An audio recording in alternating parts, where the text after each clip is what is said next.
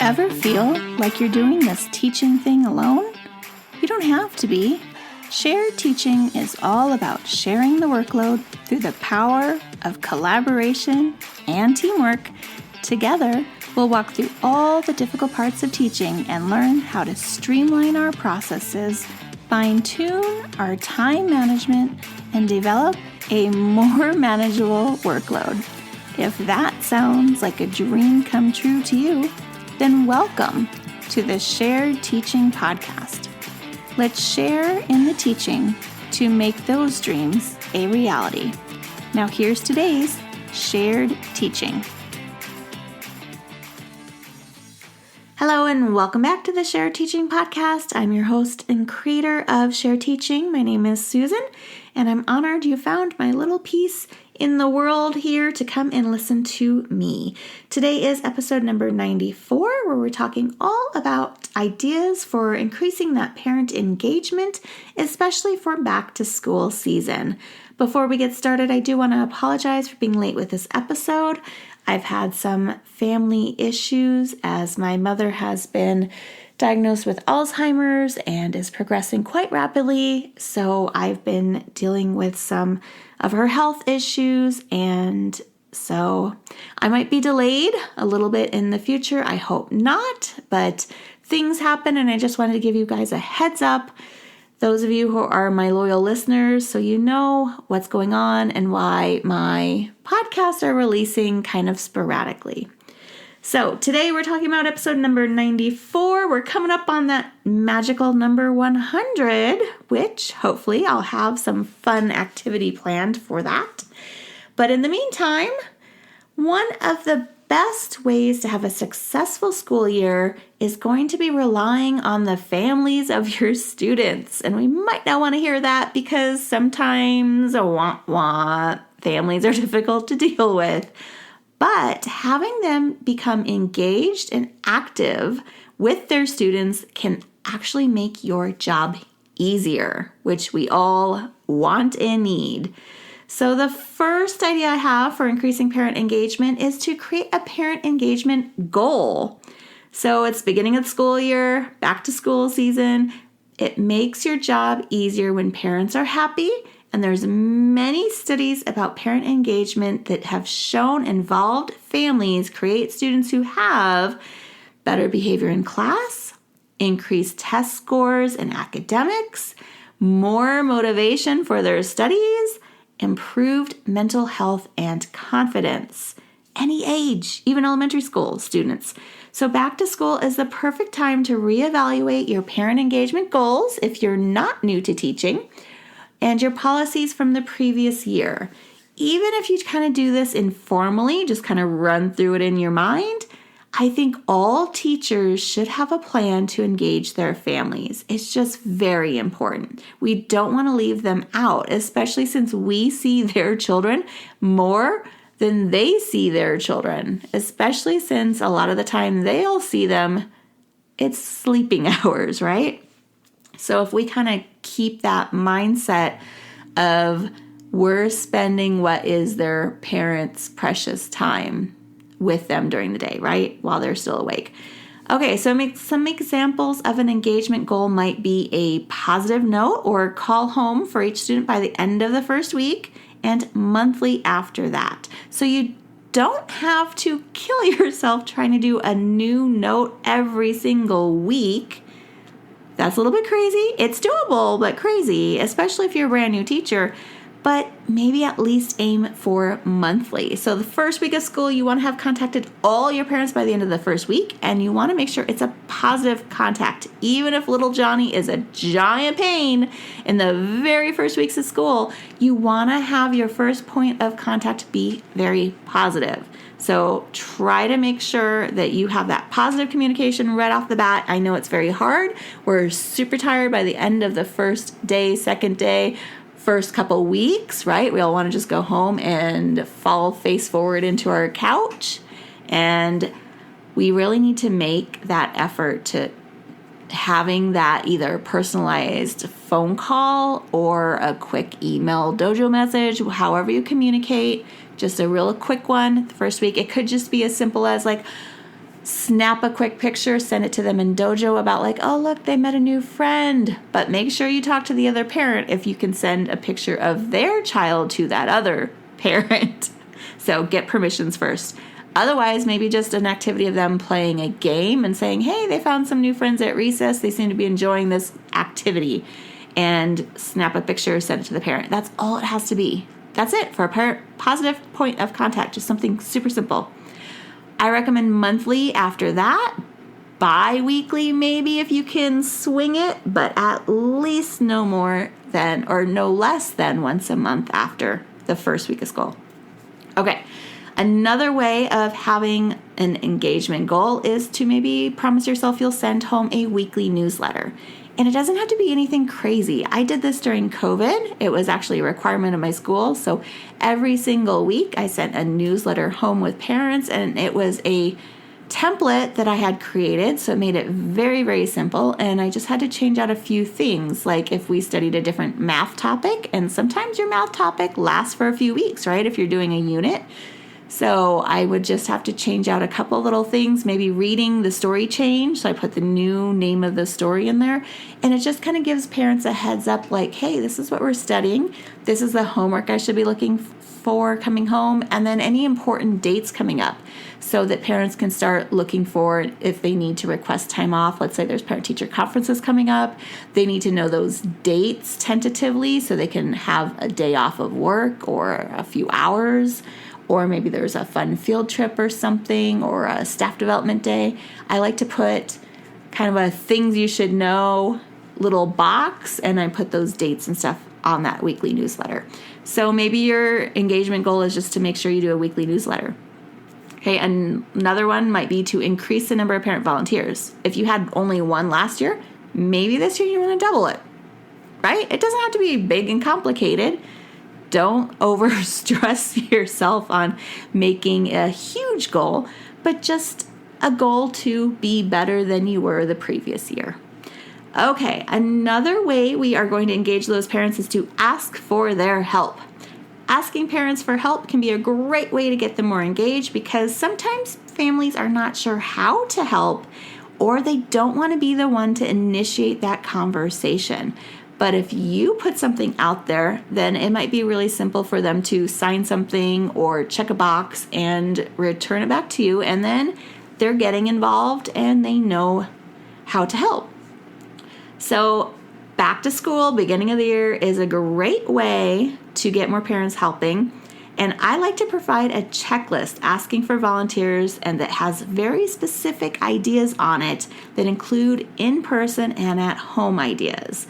Then the parents kind of look through and check which ones they like, and then they send the list to me. And when I have those projects or those days when I need the volunteers, I can look at those sheets and I know exactly the parents that showed interest and I can reach out to them. So an example of this might be on there that I need help with cutting out laminate, laminating things. Those are always really big time-consuming activities in my world. So I might have those, or maybe filing things, collating, stapling, you name it. I've sent home just a pile of photocopies for parents before, and I put my stapler and some staples in the bag, and I gave them an example on top that was just like how the booklet needed to be folded and stapled. And I sent the materials home, and then they came back, ta-da!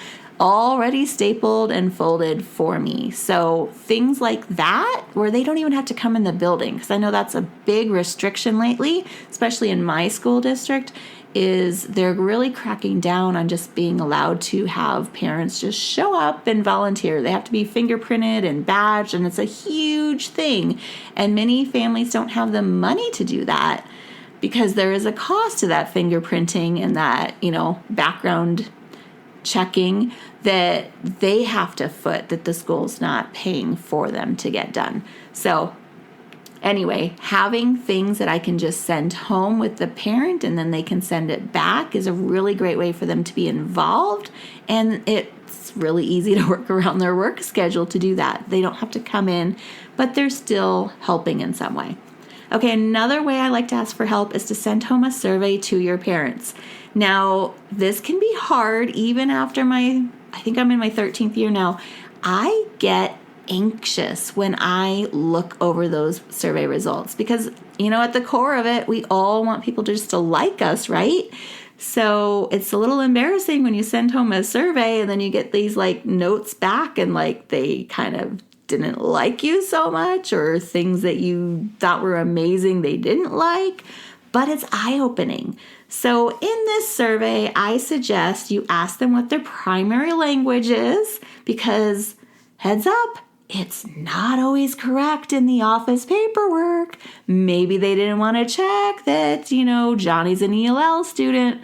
So I like to personally ask them what language they speak at home. What do they prefer to get the notes home in? And then if they want weekly updates, do they want a newsletter every week? Maybe they don't. Maybe they want a monthly one. Or maybe they don't want to use Class Dojo. Maybe they would rather get an email. And then ask about their job. Because I can't tell you how many times I found out after the fact the student was out of my classroom, on to the next one, and I find out the parent had a really interesting job, and I'm like, man, if I had known that, they would have made the perfect helper for a specific unit, or maybe they had some really good expertise and they could provide a short presentation to the class. You never know, but as you get to know your families on kind of a more personal level while still maintaining that level of professionalism, I'm not going hanging out at their house barbecue, then you might find them to be a really great resource that's going to help put you in touch with other experts within that field, right? So maybe if they're not a police officer, they know a police officer. And they can put you in touch with somebody that can come in and talk about their job, or talk about, I don't know, do they still do drugs in schools? My school doesn't, but maybe out there they still have that, DARE program and those kind of things. I know they still have them. I just don't see them in the elementary schools.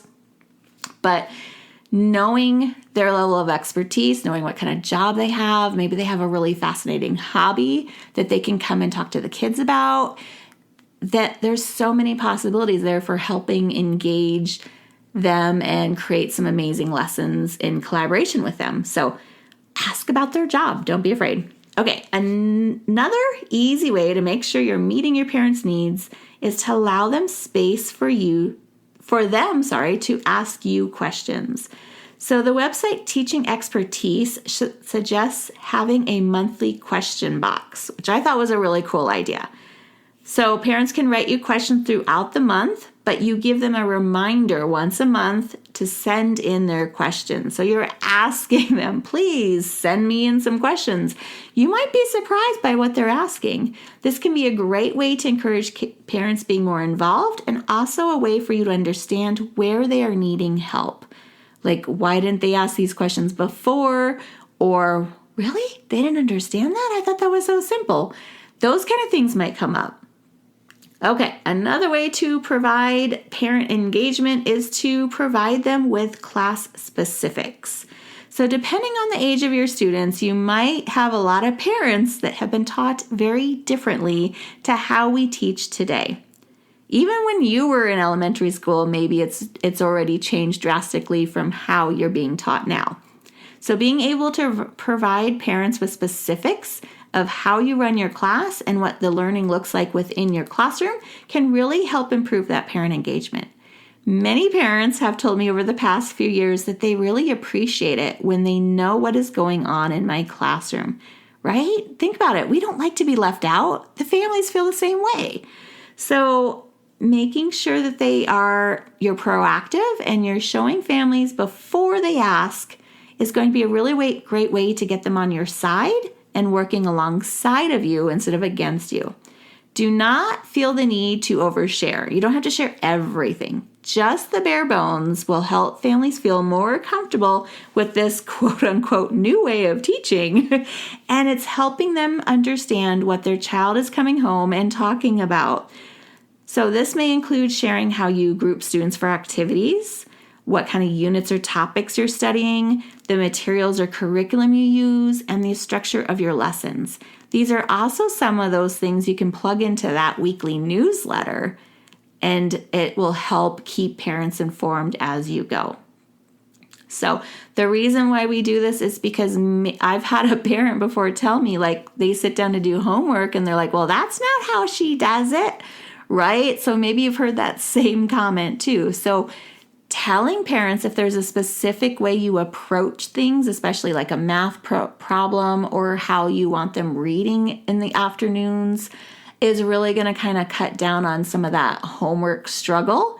I know from a parent perspective, that definitely happens with my daughter because she's very particular. When her teacher does it one way and she says her teacher wants it done that way, then I need to do it that way, and I need to know how that way is, right? So making sure your parents know anything like that that's important. Maybe you mentioned it off the cuff in your class one day, and then that little kid, that little Johnny, went home and was super specific with his parents, even though like you said it like as an afterthought and you forgot you even said it. They took it to heart. So just keep that in mind, that you want to make sure that your parents know how you're structuring things, and if they need to be structured a particular way, then maybe you need to kind of teach it to them as well.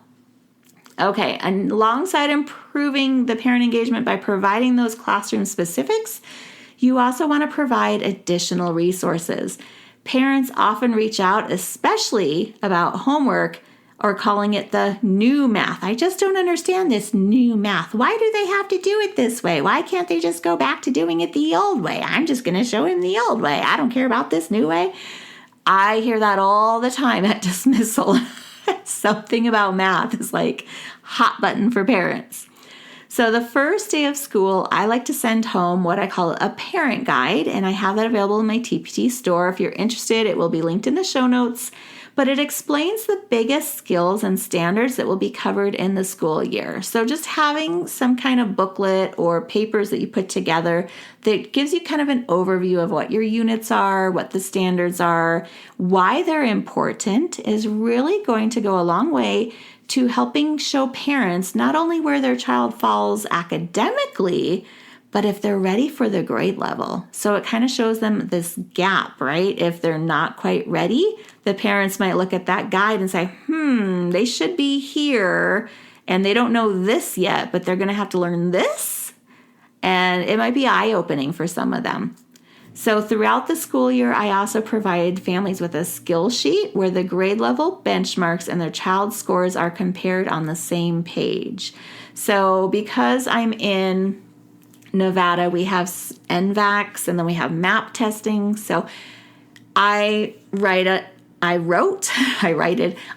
up a sheet that just simply said, I think it was where they're at with sight words, what their MAP score was for fall, winter, and spring. So I put 3 spaces there, and I show them what are the benchmarks for those 3 times a year. Same thing with the oral reading fluency. Where should your child be reading? So I like them to see the score their child should be meeting and the score their child actually got, so they can look for themselves and see if there's a huge gap. Last year we used iReady. This year it'll be something totally different. I'm not sure what, because I'm not in a regular classroom, gen ed classroom, but I had that on there as well. So 3 times a year when we did the iReady testing, they could see where their child scored and where were they supposed to score. If they were on goal, I would give it like a little smiley face. If it wasn't quite, I would circle it like, parents, take a look at this. So that also shows families where exactly they can be applying the help at home if they have those capabilities. Other ways are to provide resources for homework help. Like I explained earlier, you need to be very specific. If you have a very specific way of doing something in your classroom and you expect it to be done at home as well, maybe type up those procedures so the parents have them, that they can do the same kind of thing you do in the classroom and they can just follow that. I also like to tell parents how they can join school-sponsored workshops or committees. So if there's something special going on, like a parent workshop on how to help with reading at home. I'm making sure that I'm putting that out there. I'm talking to them about ways they can volunteer and the volunteer process within my school district, about how to get badged if they want to come into the building. So I want to just remove those barriers again for how they can approach and how they can help and how they can be involved, because they might not know what they don't know, and they might not know what to ask or how to even get started. And some might be too embarrassed to ask. So I'm going to do that for them. I'm just going to be like, hey, just in case you wanted to do this, here's all the information. And they want it, they don't. It's okay. You're probably not going to get any complaints that you overshared, unless you're doing it like every single day and they're getting bombarded. But that's a whole nother podcast episode maybe. Okay, so a common barrier again is parents and families don't like to get involved because they don't know how, or they don't know what to do, and they don't feel comfortable asking. By just giving them that information, you're breaking down that barrier. Okay, last but not least, I am going to implore you to be culturally inclusive. So for me, that just means recognizing the different cultures that are abundant within my classroom, some that I might not even be aware of by just looking. So I like to ask parents about cultural celebrations that are specific to their family. And the way I approach this is that in my state, they have social studies standards about learning about different cultures. So hello, what a better way to start off the back to school, but asking them in the guise of this social studies standard, what is the background of the students? So I like to do a whole thing that I started when I taught IB, and that's asking them where their ancestors came from and what languages they spoke, how did they come to America, and we do a whole map of the world and we highlight where students come from. They get to go up and find it on the map, color it in, and it's just a cute, fun activity. And then we can kind of see, oh my gosh, your family's where my family's from. And we start making those connections, and we're building that community within our classroom. So even if you don't have that standard, you should be able to find something to fit it in there under. And it's a really great way to start off the school year. Also, knowing about a family's culture can help you determine if you need to make alternate assignments during special holidays or birthdays. Sometimes families won't volunteer this information unless asked. And I had that happen just last year. If I hadn't asked anyone if they had any objections to the Halloween unit, then I would never have known that one of my students couldn't celebrate Halloween.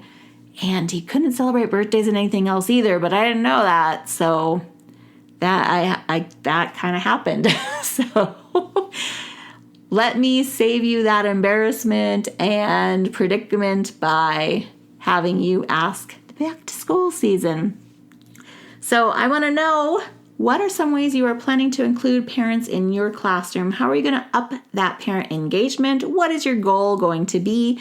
As always, you can rate and review this podcast episode on Apple Podcast. I would truly, truly appreciate it.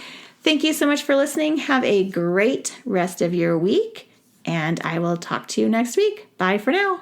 If you've loved this show, then join me in sharing the teaching, hitting that subscribe button, and leaving us a review on iTunes, so we can be found by more teachers like you who are ready to start sharing the workload.